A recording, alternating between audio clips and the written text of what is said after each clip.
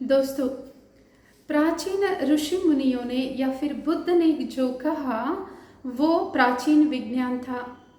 वो प्रकृति के नियम के अनुसार उन्होंने सच्चाई को जाना था, पहचाना था और उसका अनुभव भी किया था। उन्होंने बताया मनुष्य में सुख और दुख है, तो फिर ये सुख और दुख को कैसे दूर करना है, सुख का मतलब क्या है और दुख का मतलब क्या। एक उदाहरण, अगर अग्नि को कोई भी मनुष्य पकड़ता है, टच भी करता है तो वो जलेगा ज़रूर। वैसे ही अगर मनुष्य खुद के अंदर एक नेगेटिव भावनाएं क्रिएट करता है, गुस्सा क्रिएट करता है, तो फिर उसके अंदर वो मन के ऊपर और शरीर के ऊपर एक गलत असर करेगा ही। वो सच्चाई है। उन्होंने इस तरह से सच्चाई को बताया। तो फिर ये दुख क्या है, सुख क्या है, मनुष्य सुखी से और शांति से कैसे रहना चाहिए, क्या करने से उसको सेहत मिलेगा, वो सारी चीज़ें उन्होंने बहुत अच्छी तरह से समझाया, बताया। इधर इम्पोर्टेंट क्या है, वो सारी चीज़ें प्रकृति के नियम के अनुसार थे। मनुष्य प्रकृति का ही एक अंग है। जो भी प्रकृति में है वो मनुष्य के अंदर है। तो फिर मनुष्य प्रकृति जैसे काम कर रहा है, मनुष्य का मतलब क्या है, उसका शरीर क्या है, मन क्या है, जब ये सही तरीके से हम जानने, पहचानने, अनुभव करने लगते हैं तो फिर हम सही रास्ते पे, सत्य के रास्ते पे चलने लगते हैं। तो फिर ये आज भी हम अनुभव कर सकते हैं कि दुख का मतलब क्या, सुख का मतलब क्या है और क्यों हम बार बार सुखी हो रहे हैं या फिर दुख का अनुभव कर रहे हैं। तो इसका एक उपाय है कि मेडिटेशन।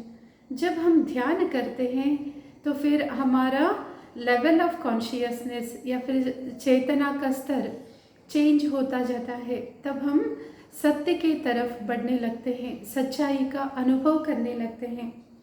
तो फिर ये करने के लिए विपासना मेडिटेशन, विपश्यना जो बुद्ध ने कहा, वो मेडिटेशन से हम इसका अनुभव कर सकते हैं। या फिर कोई भी मेडिटेशन जिसमें इमेजिनेशन नहीं है, सच्चाई जैसा है वैसा ही उसको तटस्थ भाव से देखना, मतलब जैसा है वैसा ही उसको देखना। अगर कहीं पे दर्द हो रहा है, कुछ तकलीफ हो रहा है, दुख हो रहा है, वो जैसा है वैसा ही उसको देखना। ऐसे जब हम मेडिटेशन करते जाते हैं तो फिर हम सच्चाई को, प्रकृति के नियमों को जानने लगते हैं। खुद मनुष्य क्या है, खुद मैं क्या हूँ, मैं किसे बोल रही थी, मन क्या है, शरीर क्या है और वो दोनों कैसे रिलेटेड है, और प्रकृति से मनुष्य या फिर मैं कैसे जुड़ी हूँ, वो सारी चीज़ों के बारे में हमें पता लगने लगता है।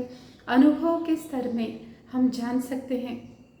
तो फिर दोस्तों, आज हमें सच्चाई को जानना है और सच्चाई के रास्ते में चल के जाना है, वो बहुत ही ज़रूरी है।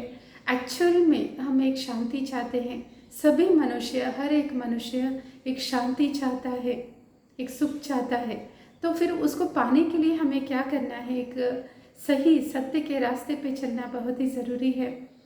तो वो हमें करना है, सच्चाई को जानना है और उसी रास्ते पे चलते जाना है, ताकि हम एक्चुअल में वो शांति को, वो प्रकृति के नियमों को जान सके और वो शांति को अंदर से महसूस कर सके। Thank you.